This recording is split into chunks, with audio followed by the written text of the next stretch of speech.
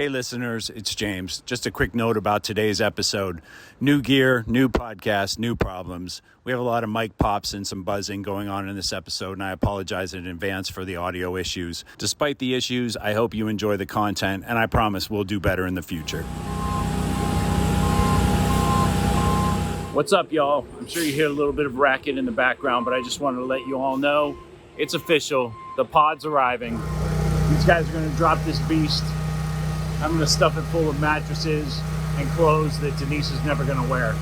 This thing is only 8x8, something like that. I think we're going to fill it pretty quickly. I think we've grossly underestimated how much crap we're going to send off to our next residence. I guess it really forces us to sort of downsize.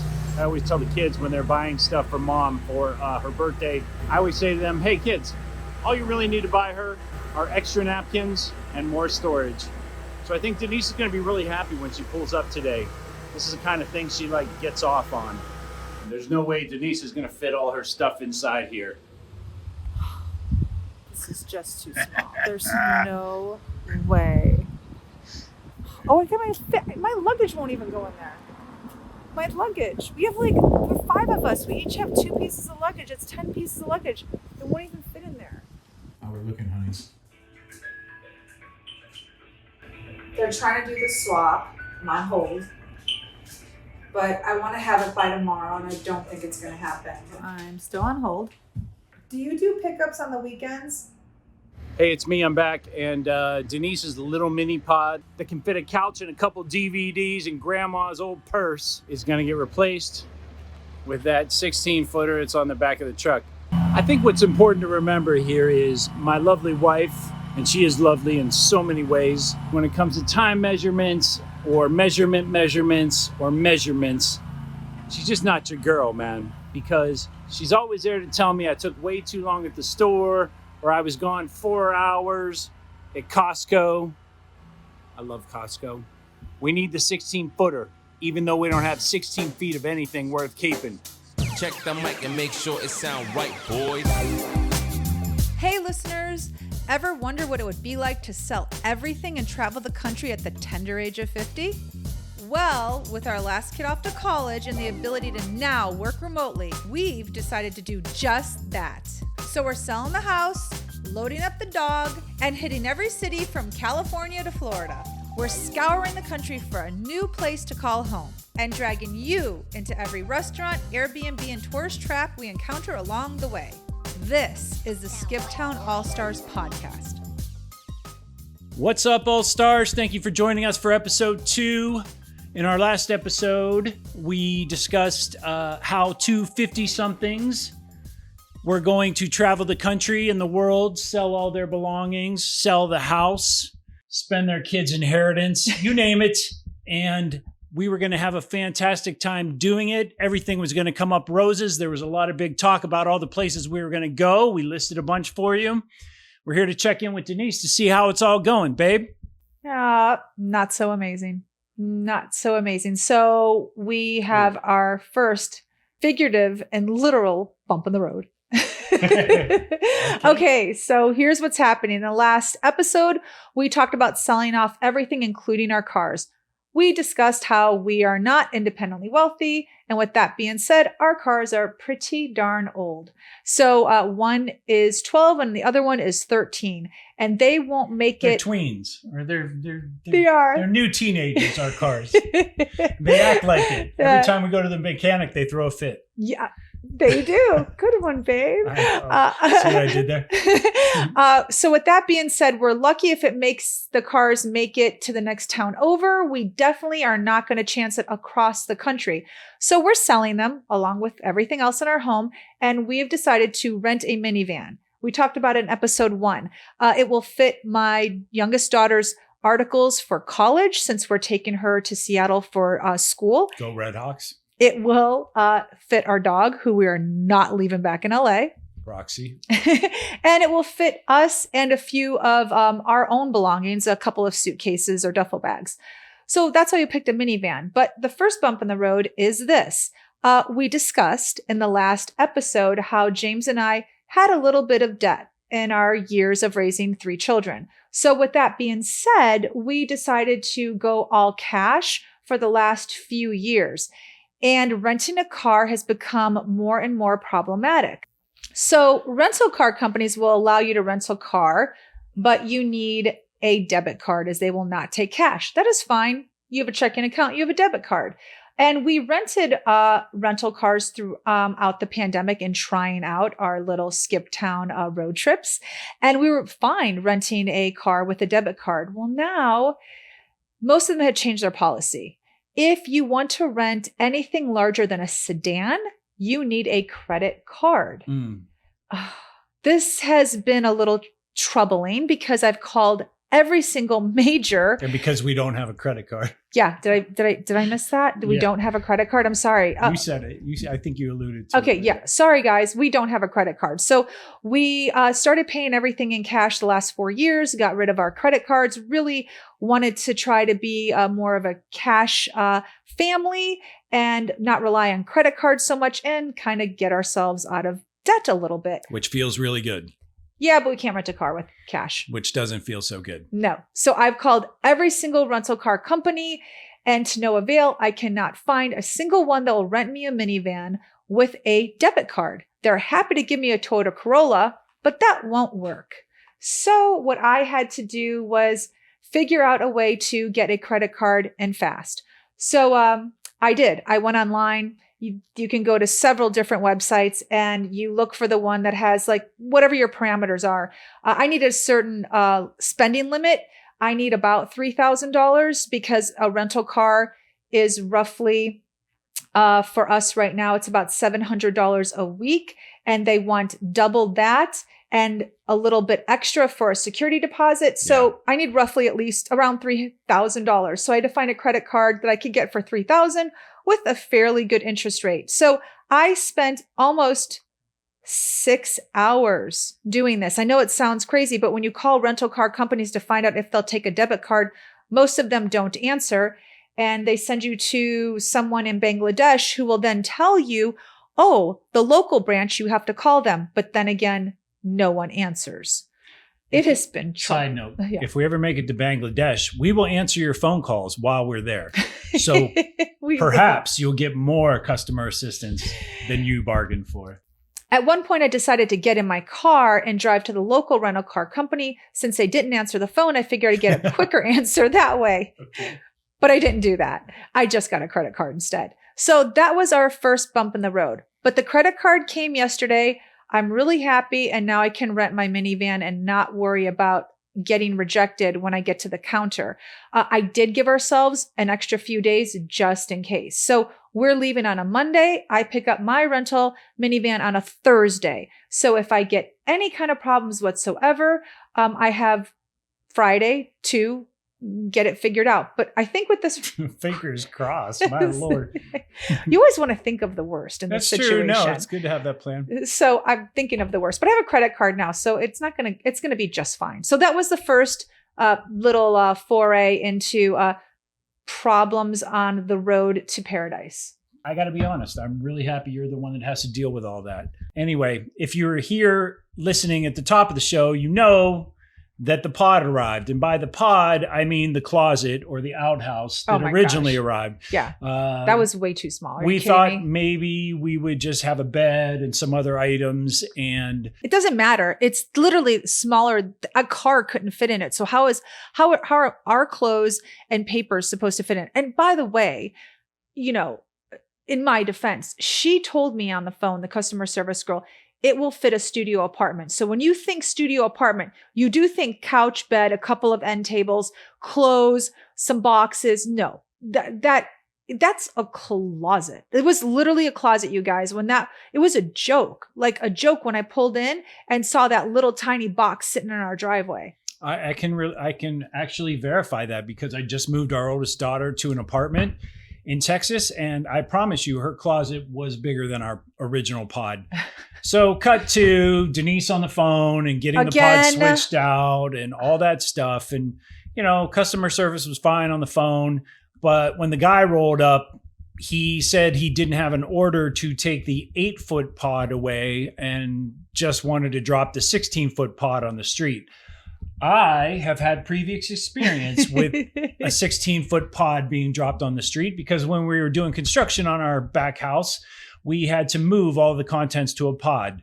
And wouldn't you know it, 2 weeks after I moved Street the cleaning entire days. back house into the pod, there were notices up all over the pod saying you have to move this because it wasn't street cleaning. They suddenly just wanted to coat the asphalt, basically. So that is true. they're going to come through with their slurry and do their thing for the first time in, say, 23 years that we've lived here.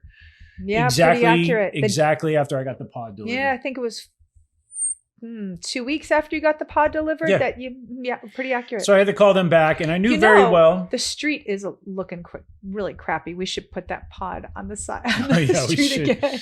But I didn't want to have to go through that. It was an expense to get it moved the first time. So when this gentleman wanted to put it on the street again, I said, no way, my friend, no way. So it took a little convincing, and he ultimately decided it's going to cost him a little bit of time and a lot of maneuvering, and we've begun loading it. We have. So we've had 2 problems so far. Now we've run into a third problem. So now we're looking for housing. We're going to be in Seattle for 10 days. We leave shortly, and we need a place to stay. Yeah. And so if you were listening in our last episode, you know that Seattle's planning was all on me.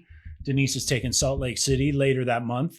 And I promptly found an Air BnB that was really quirky and artsy, and I loved it. And she said, the couch was disgusting. Forget it. It was so dirty. Yeah. Okay, when you hear quirky, artsy, and charming, it's dirty and old. I know, but it looked cool in the photos. Anyway, until she saw the dirty couch. I didn't notice the dirty couch. I was too busy looking at the rafters, the surrounding area, the warehouse district, you name it. But ultimately, she shot that one down. So I found another place that was Denise approved. It was a condo. It was. And it was in the city. It was clean. It was about, 10 minutes away from where we're dropping our daughter off for school. And we can still sort of bounce in and out and work around her schedule if we needed to. But the one problem that we ran into was parking. Of course, it's in a big city. Seattle's a big city. I naturally assumed and did not read the fine print. I don't know why he assumed. I just started laughing when he said, doesn't it come with a parking space? It's a condo. I know this is literally small town. This is small town. I know, this is a small town. We just park in the yard. It's not parking's never a big deal. I know this small town mentality sometimes pops up in certain like that one time I called LAPD and expected them to respond to a strange person walking in the neighborhood. But anyway, I decided ultimately to cancel that transaction. Airbnb is cool because I canceled it within 48 hours, so I got a full refund, pro tip. But that doesn't mean my bank has given me that money back for the Airbnb yet. So we're waiting for that to return to the bank account, but whatever. It's all going to work out. It usually takes about 4 to 5 days to have it returned to your bank account. So it can be a little troublesome if you have limited funds and you canceled. You actually have to wait now for that credit to hit your account. So we will have to wait for the credit to hit. Now, with regards to the parking, the one thing, I grew up in a city. I'm really familiar with this. I knew right away we'd have to find parking. My concern was, is it permit parking around this condo building? That's the thing that I would suggest anyone to ask who is traveling to a city and they have a car. If you're especially LA, any big city, really, you need to know, is parking available? And that means, can you park around the building? Parking may be available, but it may be available 4 blocks away.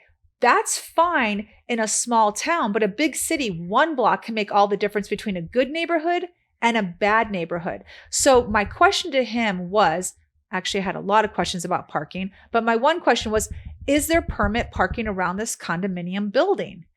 And if not, how far do we have to park? Those questions were just too much, and he ended up canceling it. I didn't wait for an answer. I mean, I did ask the owner. She was nice. She sent me the whole literature on the place. she basically told me to download an app and use the app. And Yeah, the minute I did that, I was like, forget it. We have a dog. We have a couple bags. We have podcast gear. I just don't feel like schlepping it 4 or 5 blocks every single time we return to the condo. So I canceled it. I didn't wait. And, there are certain questions you can ask the host of the Airbnb. The first one is does the area have permitted parking? If they say yes, then you ask them, do I have a permit? Are you going to provide a permit for my car? The second question is, if it's not permitted parking and it's open parking to anyone, how easy is it? How easy is it? We rented a place in Chicago, and the girl said to me the same thing that she had said, as this woman in Seattle said to James, which was, oh, there's an app that you can go on to reserve parking spots. But I specifically asked her, how difficult is it for parking around the Airbnb? And she said, not very difficult. So that was enough for me to say, let's wing it. And it worked out great. Good luck. Yeah, we had pretty good luck in Chicago. Yeah, we parked on our street in front of our Airbnb almost every time we left. So I think maybe there was one time where we had to park around the corner. But in Seattle, I'm just not familiar with the city enough to say. I'm from Chicago. So when she said it's not that difficult, and I kind of knew the area, although I've been away and things have changed, I still wanted to get a feel. But Seattle, I'm not familiar with. And neither is James. I mean, we've been there once, but we don't really know the parking situation. So, it's best that we find a place that has easy parking. When we originally went up to Seattle the first time to stay with the girls, we talked about that in the last pod. But we stayed in Gig Harbor, which is outside of the city, and it's very picturesque, very cute, quaint town. For me, a little, they roll up the sidewalks a little early. They do. It's like I like places that are open more than 8 or 9 p.m. every night. But they were off season, in fairness to them, when we were there. And it was what we were looking for. We were looking for something really just quiet and different than LA. But it's an amazing town, amazing trails to hike, all that stuff, and of course the harbor's there. It's just gorgeous. So I don't know if we're going to go that remote this time around, but I was happy to find a suburb somewhere, maybe where we could just like pull up in a driveway. So he decided that I think instead of renting a condo, doing an Airbnb condo, we might do one of two things: a house now, or a straight up hotel. Like I'm going to get a home away hotel. Yeah, there's a hotel that takes dogs. It's very easy. It's I think by Marriott or Hilton. It's called Home Away. They're just popping up all over the country. We were fortunate to get one when we were in Boise, Idaho recently. Yeah. We didn't have a dog, but we saw people with dogs. So it gave us the idea that, this might be an option in a bind. And the coffee was really good. So I just have to research. We have to research to see where this Home Away is actually located in Washington, if there is one. So now we've just chucked the condo, and we're probably going to do a house. And if that doesn't work out, then we'll try this Home Away hotel, because we guaranteed parking. Yeah. So to be continued on that. It's better to have these stumbles now while we're still renting our own house. Yes, we're renting our own house right now. I think we left that part out. We closed escrow last week, 2 weeks ago, a week and a half ago. And part of our agreement with the owner, who's not even in town right now at the moment, was that we were allowed to lease back the house. So we had a lease back as part of our contract for the sale. And so we obviously gave her some money for that. And we are staying here, renting in our own house until the end of this month. So no, it's a little odd, but I'm going to miss this house. I have to say, the house was really good to us. As a starter home, it didn't give us many problems at all. We raised 3 really great girls. We had beautiful family dinners here. We had Christmases. We had Thanksgivings. It's a small house for 5 people, but I'm really going to miss it. It was a very good house to us. It's going to be hard to leave. I was going to ask you, actually, are you feeling it yet? Because it didn't seem like last month or even the month before. And maybe it's just because we had so much to do. But I had moments. So we were fortunate enough where our oldest daughter actually dropped in from Corpus Christi one more time to say goodbye to the old house. And I have to say, I got a little misty-eyed a couple times when all 3 girls were under the same roof, and it was kind of our last night together as a complete family in the house those 2 nights, or the last weekend, I should say, we were together. So for me, that was my moment. Have you had anything like that? You just said you're going to miss the house. So I have been feeling emotional lately, and I am attributing it to this because I haven't really verbalized how I feel. I guess my time has been taken up so much with moving, packing, a rental car, getting my kids to pack, seeing friends, saying goodbye to them, that I haven't really had a chance to really take the time to think about how I'm feeling. And I have been pretty emotional lately. And I'm going to say it has to do most likely with the fact that we are moving and I'm going to really miss this house. Yeah. I'm really going to miss this house. People say don't get attached to it. That, you hear that all the time. It's don't get impossible. attached to your home. That's the silliest thing I've ever heard. It's a business transaction. No, you share lives. You have memories. You create children. I mean, you raise children. Yeah. You school here, you eat here, you play here. There's so many things that you've literally molded other human beings and to who they are in this home. It's very hard to say don't get attached. And I think that's just silly talk. Yeah, I've heard that before myself. I don't know too many people, like even my single friends who are this age or, perhaps younger, they really have taken, it's been a point of pride to put their thumbprint on every single room in the house. You go to their house, it emanates their personality. It's impossible to separate their living space from who they are as people. Families, kids, singles, it doesn't matter. I think if you live in a certain spot for a while and you actually care about your aesthetic, what kind of house you're coming home to after a long day of work or, Agreed. Or being away for a while or what have you. Your house is your personality. It really is. And, I have to say, when we first bought this house, it was kind of a shell. And you've done a wonderful job, and all this furniture is going bye-bye soon. And if it wasn't for sort of, that touch that Denise has given it over the years, I think the kids, I don't know. I wonder if the kids would have been a little more sterile in their personalities or whatever. It's all their friends love coming here, which is really a testament to not only how the place looks, but sort of the vibe that we try and give off when we come here. We've really, wherever we go next, it's like we're going to have to take it up a notch, and hopefully it'll be a bit more space for our kids, their friends, our friends, you name it. That's really sweet that you say that. It's true. Our house is small, and the size never really meant much to me, meaning I always felt like I could make it reflect us and who we are and make it very welcoming for people. I don't know. There's plenty of small homes I've walked into that are so cold and sterile. And there are plenty of big homes I've walked into that are the coziest of cozy. And I just wanted my house to feel very welcoming for anyone. In my profession, I've had trainers stay with me. I'm a permanent makeup artist, and I've had trainers from other states come and visit me in my studio and have stayed with me. And those trainers have all said the same thing, which is, wow, I feel so at home in your house. And that's a huge compliment when I get that. And my daughter's friends have all said that. So I also think that we want you to feel comfortable. So we're going to take that wherever we go, wherever our forever home is. I'm always going to have that be a part of it.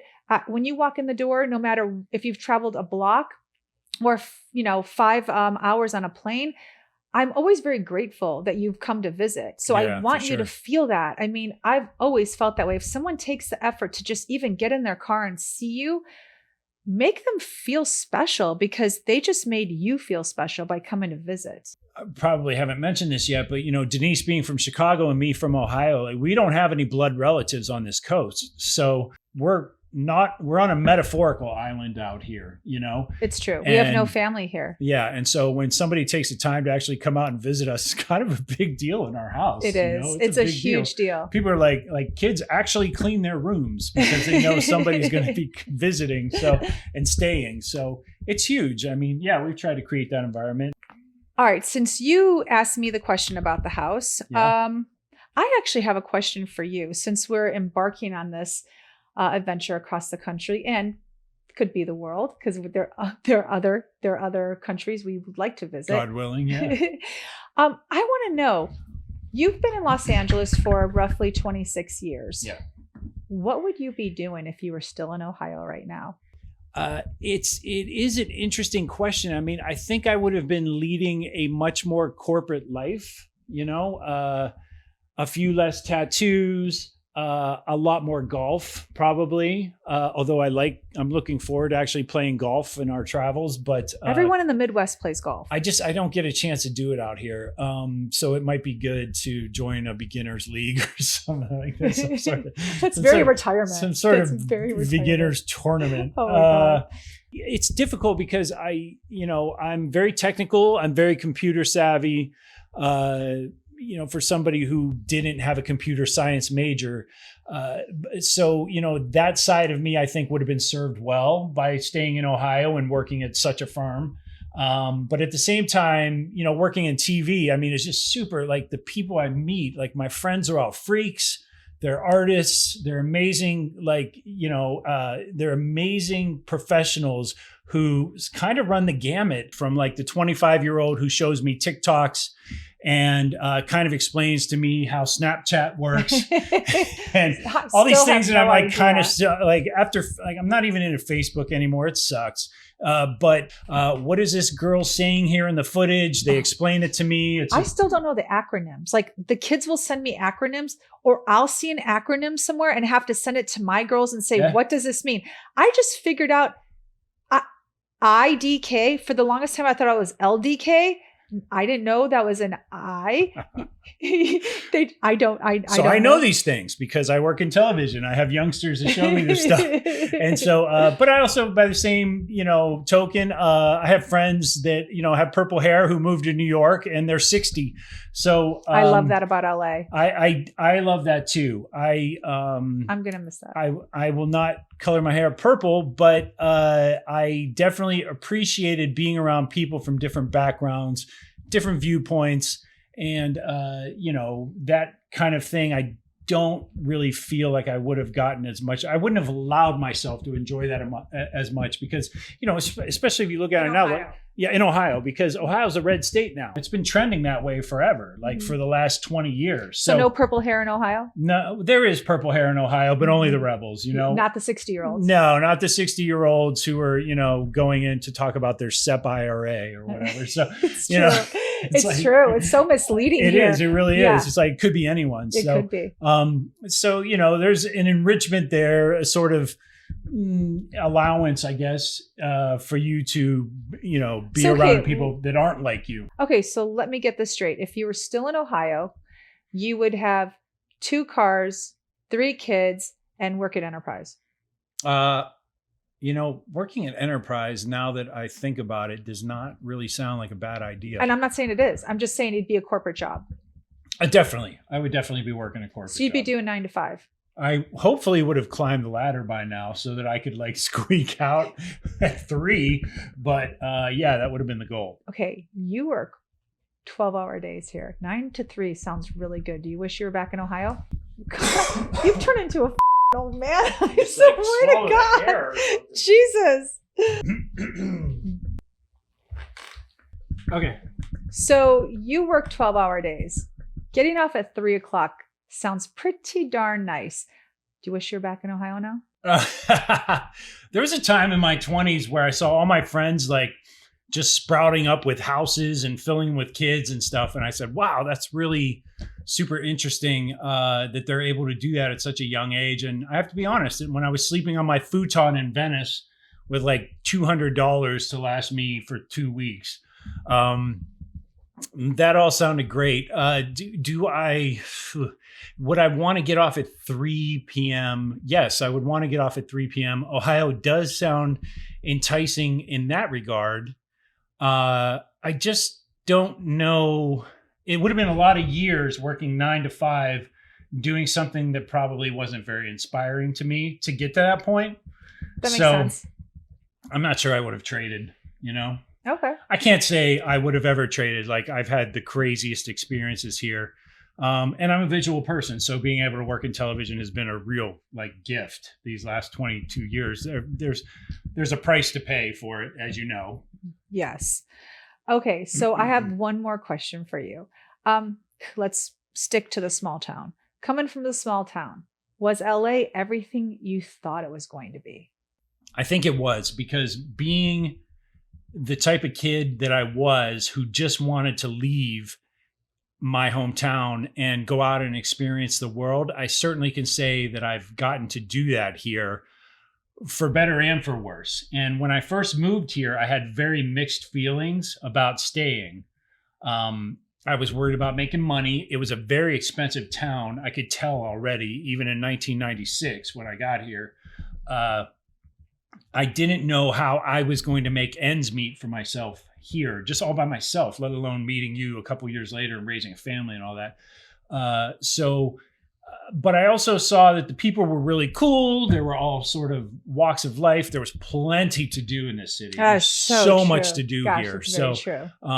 There's never a day. Literally, when I was single, I was going out on Monday nights. There's never a day that you don't have something available at your fingertips. No, for sure. And, our kids go other places and I say, how was it? They went to visit their friend in this state or that state or wherever. And they say, it's kind of boring. It's just a couple strip malls. And all they do is like, the only place you can go is like ice cream and food, or you can go to the mall, I know, but here in LA, you literally can be in the mountains one day and the beach that afternoon. The beach alone is enough to occupy 6 months out of your year. It's true. Or even in the winter, you can go down and jog on the Strand. It's still very picturesque. Bike riding. Yeah, all that stuff. Yeah. So, but that said, I would say overall, it's been a mixed bag. It's like the cost of my career and doing something that I really loved. I had to stay in LA up until recently. But the price for that was sitting in hour-plus traffic each direction to and from work. You didn't know that was going to happen when you came to LA? Like I don't know why I thought it would get better. It's only gotten worse. Even after, without getting too much into politics, but there was a time where they expanded the 405. It's worse than it's ever been. Unfortunately. Okay. So LA was what you expected or not? It was, I think I had a very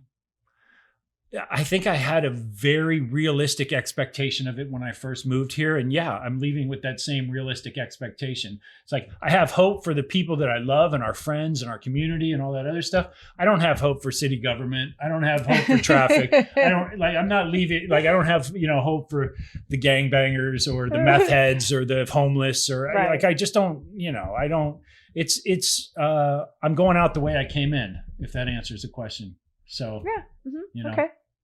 Yeah. So how about you? You came from clean San Diego. Well, no, but I'm from Chicago. Oh, I know. It was totally different. It is totally different than San Diego for sure. But LA was everything I thought it would be and more. I had the best time living here as a single girl.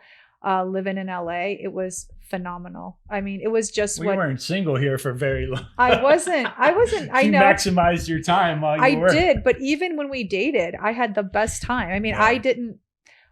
Let's get this straight. When you and I dated, we weren't that couple that said to the other person, "You can't do this, you can't do that." I was still me. I did whatever I wanted, and you did whatever you wanted. Yeah, you're still you for sure. And sometimes we did it together, and sometimes we didn't.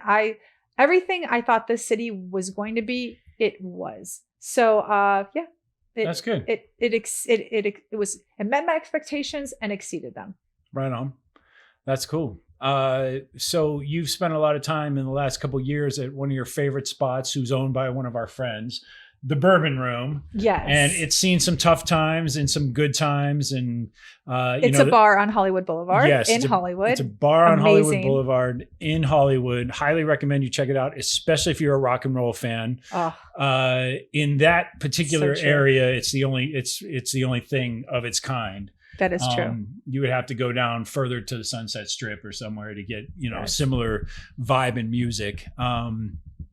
But the difference is with the Bourbon Room, you don't have to stand in line with 18-year-olds. So there's that. It's really people our age, a little younger. So it's like a 40-something crowd, but in the coolest bar environment, awesome music. Like it is just a great place to hang. So my question to you is, since you've drugged so many people there to Yeah. show them the bar, to check it out, to hang out, all Yeah. that other stuff, do you anticipate finding a place somewhere else that you're going to like as much? No, the Bourbon Room is one of a kind. There are many places all along in this country that are one of a kinds for that region. I would say that the Bourbon Room is one of a kind for Hollywood Boulevard and the Hollywood area. I hope to find something similar. I'm pretty simple. I just want to hear good music and, you know, be around like-minded people. I might find it. I don't know at my age if that's possible, because sometimes you run the risk of just finding dive bars. The Bourbon Room is just different. I mean, I think there'll be similar places in bigger cities, but I think the smaller towns, I'm going to end up just like, that might be a cute little like, you know, bar in like a restaurant, but I don't think I'm going to find something that's like cool music and cool people and, you know, cool Blondie posters on the walls. Yeah. Joan Or Jett. Guns N' Roses. Yeah, exactly. But No, I know it's your favorite hang, and I know I'm gonna miss it. You know, I mean, we've been busy the last several weeks, but I know, I'm gonna visit it one more time. I know, before leave. generally speaking, she can be found there at least 4 times a month. So That is true. That is my hang. So you're gonna Yeah. check it out one more time. That's good. That's good. Yeah, and so, you know, I don't know. Does that bring us to like where we are about favorite things in LA? Favorite I think things so. we could lose in LA? What are your top 5? Give me your 5 that Give I'm me your gonna 5. miss. Yeah, your 5 things you're gonna miss about LA. Okay, so number 1 is the Bourbon Room. I'm gonna miss the Bourbon Room for sure. Fair enough. That is my hang. Number 2, let's stay with Hollywood. Capitol Records building. I'm going to miss the Capitol Records building looking at it. If you've seen any movie about Hollywood, you have seen the Capitol Records building in that movie. It's almost in every landscape shot. And driving on the 101 freeway and getting off at the Vine exit, sitting on the top of Vine and looking down over Hollywood and having the Capitol Records building right there, it's iconic. And it's amazing. It's very, very much really is. Hollywood. So I'm going to miss that. I'm a music lover, so to me, it like has a special place. Yeah, for sure. Third place I'm going to miss is, I don't have a plug for this, meaning that they're not paying me to say this, but my favorite Italian restaurant in Los Angeles is called Panzanella. Panzanella. It is very good. It's in an area of Los Angeles called Sherman Oaks.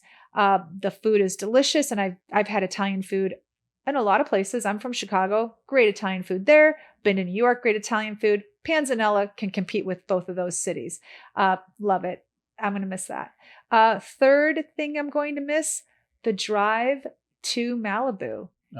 It is a beautiful drive. Again, if you which street? Any exit. If you can take Malibu Canyon Road, you can take Topanga Canyon, you could take Canaan. They are all beautiful ways to get to the beaches of Malibu. True. And if you've ever seen, again, any even reality show, they always have a shot of the mountains, the Malibu mountains, and cars going through the hills to get to Malibu. I'm going to miss the Malibu drive for sure. That's a good one.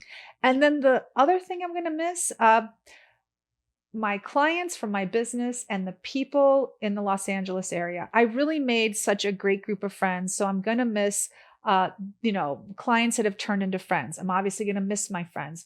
I'm going to miss all the people that are like-minded. California is very progressive. I like that. I've always been progressive minded, living in Chicago, always forward thinking. So coming here, I'm going to miss the people that I've surrounded myself with. Again, being clients, being family, being friends, just neighbors who are very progressive and forward thinkers. I'm going to miss that about California. That's good. Yeah. Wow. Those are good ones. Thanks. You just rattled those off. Bing, bing, bing. I like it. What are you going to miss about Los Angeles? Well, I had to start thinking while you were talking about some of those. I will definitely miss Dodger dogs. Oh, yeah. Those are good. For sure. I don't care. I thought what Wrigley city Field had good hot dogs. Dodger dogs were good. Wrigley Field does not have good hot dogs. I agree. So far, nothing beats a Dodger dog. I'm going to really miss that when I go. Me too. Plus being out there with all the, really, for the most part, Dodger games are really sort of super family oriented, even though I never take my family to them. It's so I funny. always want to It's go true. by myself or with a buddy. He does.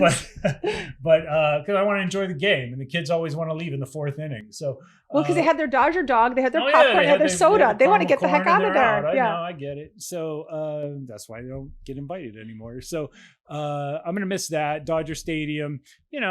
For better or worse, it's an iconic place to go. But that brings me actually to a better, now that I'm thinking about it, a number 2 spot for me. We're gonna stay in the sports vein for a second. Is SoFi Stadium. Oh my gosh. I haven't been there, but I hear it's Whoa. insane. This stadium is just crazy. And I'm going to tell you just straight up, like, I've been a Chargers fan since 1980. Met them when I was a kid at the Hall of Fame, all that stuff. It's a horrible life being a Chargers fan. Because, because they never win. they're not even like the Clippers, at least the Clippers have like the lovable loser thing. I think recently with the Chargers moving up from San Diego, they just haven't achieved lovable status yet. Hopefully it changes this year. This is going to be our year. Oh yeah. Anyway. The year we're moving. I know, of course. I'll have to come back. But anyway, SoFi Stadium is an amazing place to see a game. I've seen them play the Raiders there. There was a big shootout with the Cleveland Browns last year for you NFLers out there who follow along. Back when Baker Mayfield was healthy, that was one of the most amazing games I've seen. One of the top 10 plays of all year in the NFL was Justin Herbert throwing a 65-yard throw for a touchdown against the Giants. That was amazing. So it really is laid out well. They put a lot of money into it. They're going to get it all back. I'm not worried about that. It's a great place to see an event. We had a cousin who came out to see BTS there. She said it was just the most phenomenal thing she's ever seen. So that is definitely a place. Like, I know I'm not going to get that in, You're right. the outskirts of Akron, Ohio. That's to true. see that. So, Yeah. So that's a good one. And then, what else would I miss? I guess it would be, I'm definitely going to miss Mexican food because I've been to about 6 cities recently where I've tried Mexican food, together, those two things together, 6 different cities, Mexican food. 6 different cities in Mexican food. Okay. And it just all tastes like it's out of a can to me when you go somewhere else. The only place that came close to LA was a few places. I went to 2 places. I'll have to remember the names in a future podcast when we go to Salt Lake City. Oh, okay. There are 2 Mexican places in Salt Lake City that were really, really good, but Boise was junk. I had terrible Mexican food in Corpus Christi. I could not believe it. It's right on it's like right on the Mexican border. Washington, remember? It's insane. Not in Seattle, but when we were in Gig Harbor. The it was Gig terrible. Harbor place was terrible. Yeah. Anyway, so I'm going to miss it's for whatever reason, the Mexican food here has yet to be emulated in another city. I accept your challenge. If you have a hometown and you say, this place is great, I will go there. Bring it. We will literally go there. I will burrito out. So anyway, so there's that. And then how many am I up to? You're on 3. Oh, I'm only on 3. Yeah. I will miss Angelinos. I will definitely miss Angelinos. I'm not talking about people who move here from somewhere else like we did. Oh no, we hate those people. Yeah, we do hate these people. And I was so hateable when I first moved here. I was a little jerk. I was a punk. And I really was. I could see that. Oh, I could. I'm not disagreeing. Yeah, I was not a nice guy. And so it took me a while to Los Angelize myself. But once I did, and, really. You're tolerable. And yeah, now I'm passable. So it should be the quote of the podcast. I'm passable. I'm passable. Barely. But Angelinos in and of themselves. Sorry. That's okay. We good? Mm-hmm. Angelinos in and of themselves are the coolest people on the planet. I don't care. Like, yeah, sure. I'm sure there are South American countries like Peru or whatever, where the people are so nice and sweet and all that. We love our Angelinos. Angelinos are mellow and they put up with us, people who come from somewhere else. Agreed. Like, my theory is LA gets a really bad rap. It does. There are so many great things about LA. There really are.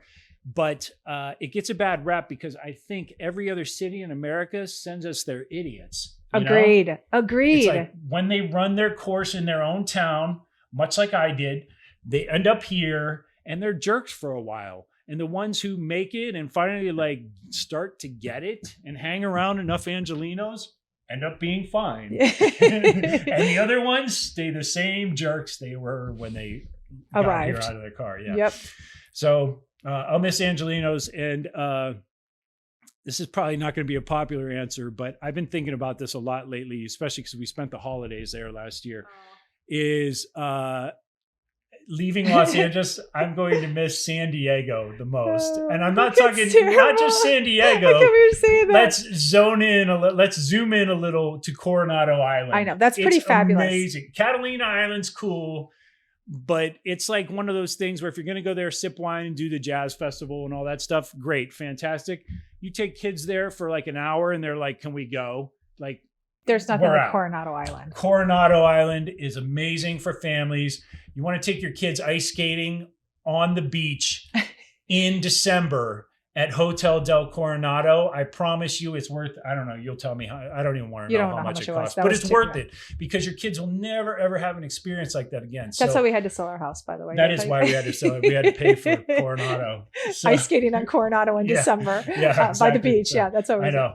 But it's a great place to go. The bar is open to the public on the beach. You can go get yourself a Mai Tai, hang out, good vibes.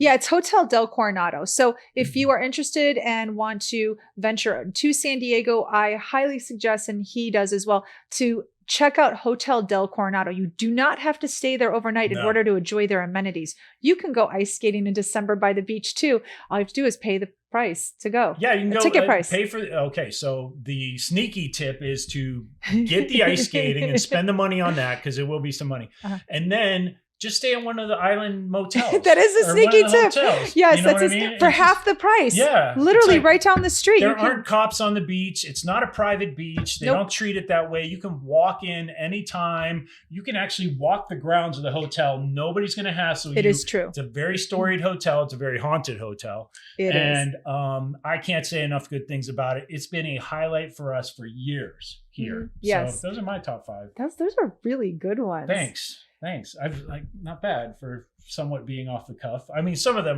the Dodger dog, I've been thinking about a lot. I got to get one more before I go. They rolled off your tongue very quickly. That was an easy one.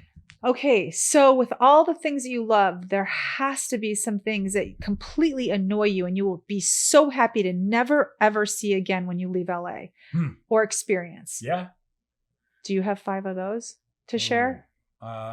Probably. I have like 10. Not because I dislike LA, just because there are some really annoying things happening lately, which I'm like, oh, no.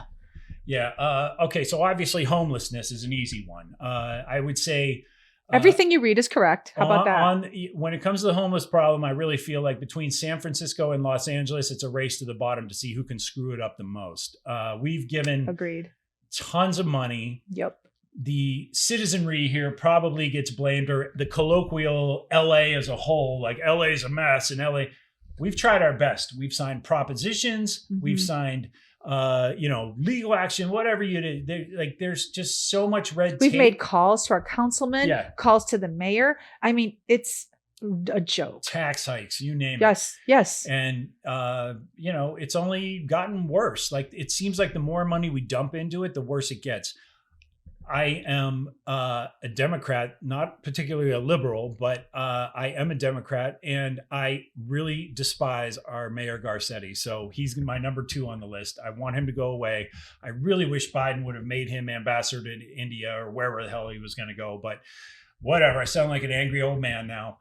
But if you pay taxes here for a long time, one of the reasons I feel like we're willing to leave and sell the house is we feel like we get so little for our money here when it comes to city services. We have a neighborhood park that we can't venture to for even a picnic with the girls because it's overrun by homeless. Yeah. And I know they need a place to live. Yeah. I am fully aware of that. Our city needs to give them one. And that's the thing too. It's like we have given you this money. Yep. You said you were going to hire people to not just clean up the streets, make small homes. Give these people something. They're not getting mental health. They're not getting this. They're not getting that. They have major drug problems, all that stuff. Okay, so that's my 1 and 2. Homelessness. and Eric Garcetti's response to it, which I guess is kind of like the same, but whatever. Moving on. The other thing I'm not going to miss is when you walk into a restaurant or a bar or a work function and everybody has sort of stamped on their forehead, what can you do for me? You know, that's a big thing. Like, that's a really it's good kind one. of oppressive in this town if you let it. And I think that's one of the reasons we've sort of flourished as a family out here in the suburbs, because when I do those things, and I'm not saying it's like the people I'm working with or whatever, like we're all in the same boat, but I'm just saying if you walk into somewhere dressed nicely or anywhere really, at a coffee shop. Okay, that's so crazy that you're saying this right now, because I have to just interject with this. We went to do you remember for our anniversary, this was like 4 years ago, we went to a very, very expensive steakhouse in Malibu. Yeah. And we pulled up in my SUV. Now our cars are nice, but they're older for sure. And my SUV isn't a Mercedes or a BMW SUV. It's just a GMC SUV, still in great condition. But our car was legitimately the only car there that wasn't a Mercedes, a BMW. And all of us in the car, even our daughters, said, oh, they're giving us a look. And they did. Yeah. That's so LA. Like, so when you say like that goes, I was like, when you said it, I like knew exactly what you meant. But if you don't live in LA, people don't understand what that means. Like what can you do for me? Like that's so accurate. Yeah. And you know, I've lost friends over that. No, I mean, I like if you walk into an establishment in Boise or nobody looks at you like, who's this guy? Like, what does he do? What's his deal? Yeah. What does he Nobody do? cares what I do in other states, which is actually refreshing. It's like, I don't want to talk about work with somebody I don't even know. Like I work in reality TV. So in a lot of respects, people think I'm a prostitute, you know what I mean? Mm-hmm. And so, I don't work for scripted television. I don't work in movies. It's like my career track took me early on somewhere else. So it's like when I have to explain to somebody what it is I do and all that, then I also have to listen to their opinions about the work that I've done, you know, or the things that I've worked on. Because it's always, do you do movies? Yeah. It's never like it's not like in LA, I can honestly say, God, that's such a good one, James, because in LA, no one ever takes it for face value. So he can say, oh, I've done this and this. No one will say, oh, that's cool. I saw this show. They'll go, have you done a movie? It's like, oh, no, I don't do movies. I do TV. Or they'll just say something stupid. Have you done Survivor? Like, you know, it's like they never just like enjoy what you're talking about. Right. And that, right? I mean, is that what you're talking about? I mean, absolutely. I mean, it's kind of like, you know, I've been at places and I've told people that I am a computer coder, which is not true. I started doing it, but I don't do that. That's a good story. The minute I tell them I'm coding, like I do coding for a living, they don't talk about my profession anymore. Like they don't want to talk about what it is I do. I'm not measured by it. It's just such an agnostic sort of non-political thing to say you do. So you just made this up. I did. Yeah. I just tell them I do something different than what I do because I don't want their thoughts on like when they ask me what shows I've worked on, and I say, oh, I worked on this one fashion show for like 6 seasons. It's, you know, it's a household name. Or I worked on a modeling show. You know it. I worked on it for 12, 13, 14 seasons.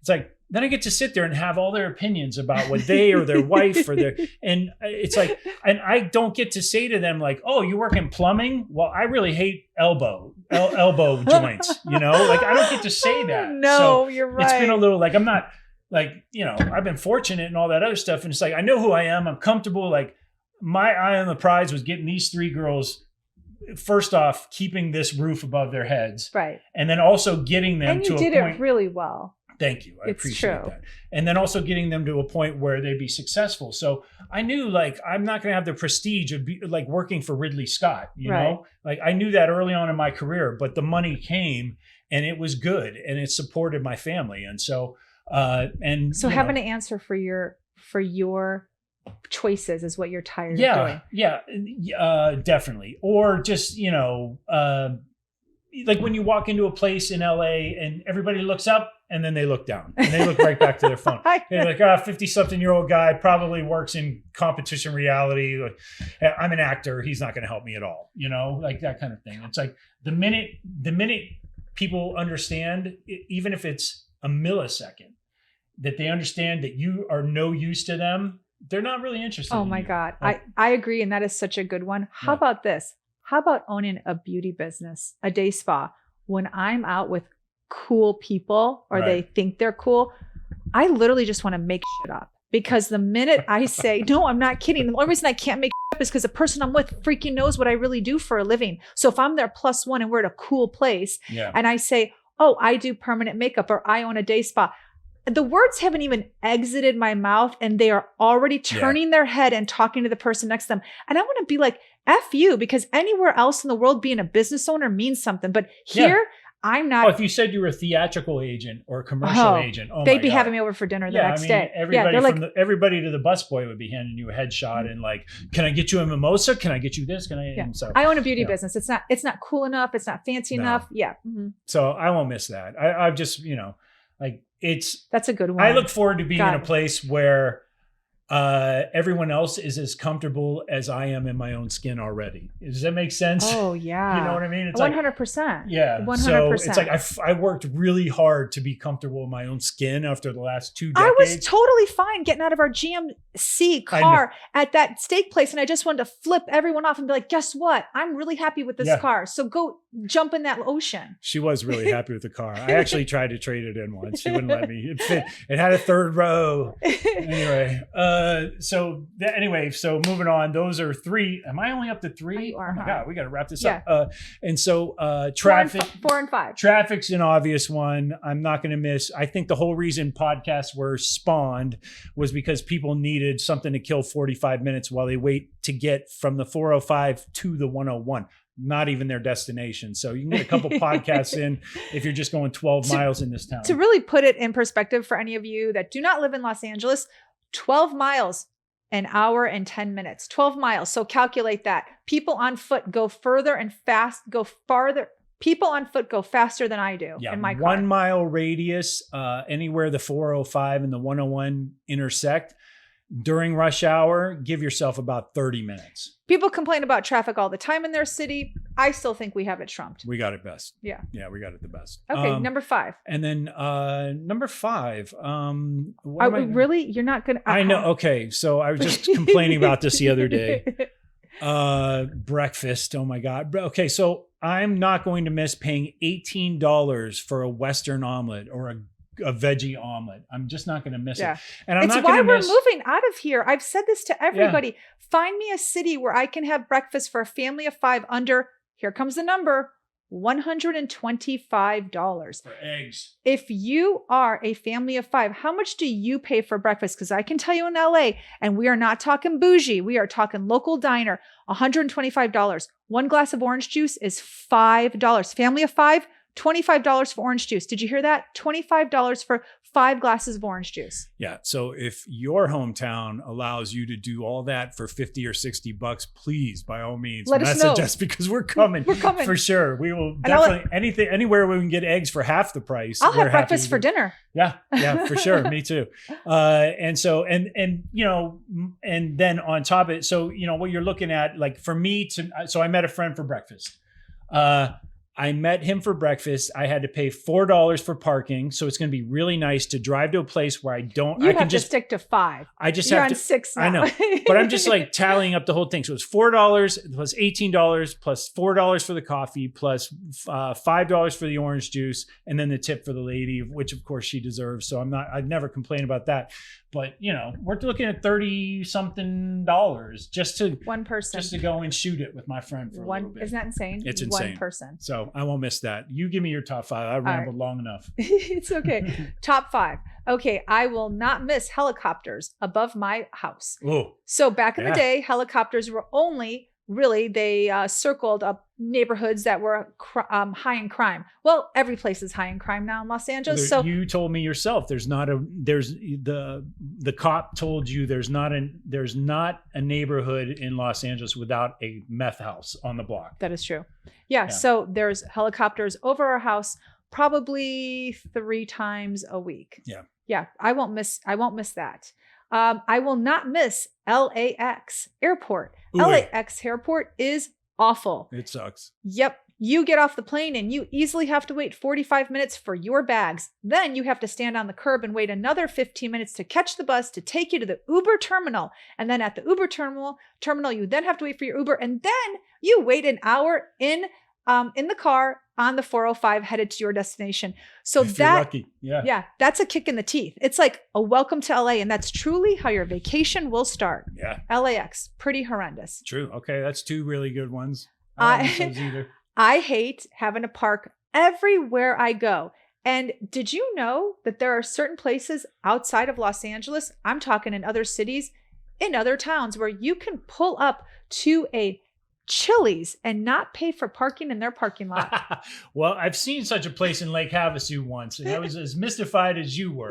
Yeah, it's kind of crazy. Especially because it's just over the border of California, and you can get parking when you go out to eat for free. I'm paying to park in the establishment's parking lot. This isn't even like they're borrowing parking from a parking structure across the street that I'm at. No. This is the parking lot of the establishment. That's true. I don't want to pay for parking anymore. Yeah. I hate it. Okay. I hate that.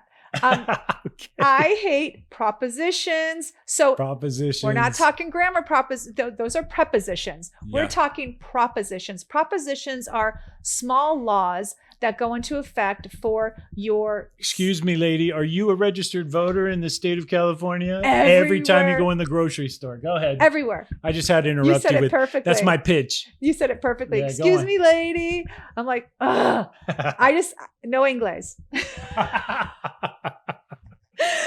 So propositions are horrendous. I'm sick of them. I swear to God, they have a proposition for chewing gum. This town is full of so many mini laws and rules. It makes it very difficult for you to enjoy yourself here because you're always having something to deal with. Always. It's not an easy city. Yeah. You're just like, I just need butter, man. I just want butter. That is it. My wife sent me here for butter. Mm-hmm. Step back. Okay. How many is that? That's 3, 4? I think, is that 4? That's 4. And then I have one more, and it's a big finale because you know what a music lover I am. I moved to this city for music. Yeah. That's why I moved here from Chicago. I had a great job in Chicago, but wanted to be around music, wanted to work in the music industry. I hate not being able to get into concerts in LA.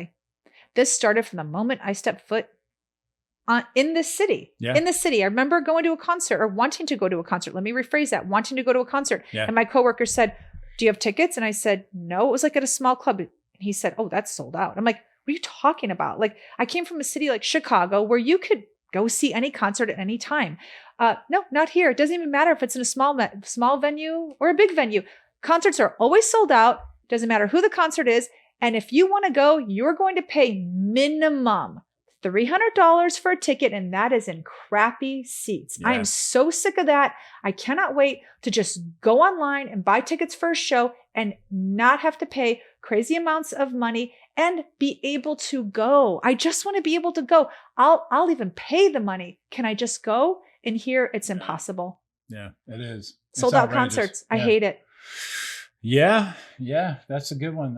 That's definitely, especially for you, that's a special kind of torture, I think. So that is a special kind of torture. So anyway, all right. Well, I feel like we should probably wrap this up. I think that we hit our 5 things that we love, our 5 things that we don't care for in this city.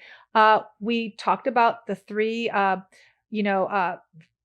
little roadblocks we've had so far on our venture out of Los Angeles. Yeah. One of them being the car rental, the second one being the pod, and the third one being the Air BnB in Seattle. So we don't quite have a place in Seattle yet, but our next episode, we're hoping that we will have one secured and we'll be on our way there. We promise we're going to be bigger all-stars than we were this time around. We know we can do better.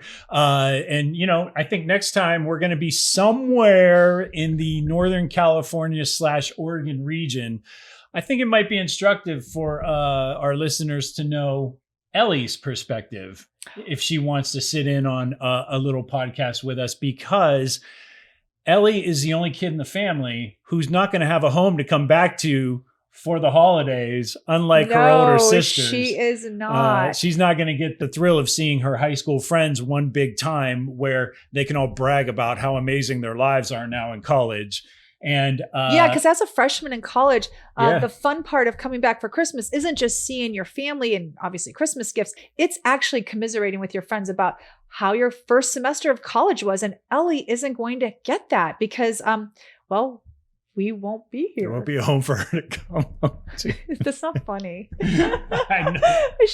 Oh my gosh. She It's has kind of a dark humor Yeah, for I know. sure. So we should definitely have her on since she's going to be starting college and her thoughts on, not having a home to come back to at Christmas. Yeah, as well as being cooped up in a car with the dog and her old man and her old lady for about X amount of hours until she finally gets to her dorm in Seattle. So That's a good idea. So let's do that. Let's bring her on. I think we're going to bring the youngest into the mix. And we obviously hope you follow us, skiptownallstars.com, and we really do appreciate all the input we've received from friends and family and you listeners. Even so far, it's more than we could have expected, and Everyone's been so supportive. So we're excited to share our adventures with you and just, the trials and tribulations. I think I said in the last podcast, it's trials and tribulations because we've never done this. We're not travelers. We're doing it for the first time and we can't wait to share it all with you. Yeah, so goodbye, Hollywood. It's been an amazing run, and we're really looking forward to the next chapter. So we'll see you on the flip side, and catch us next week. Thanks. Bye. Check the mic and make sure it sound right, boys.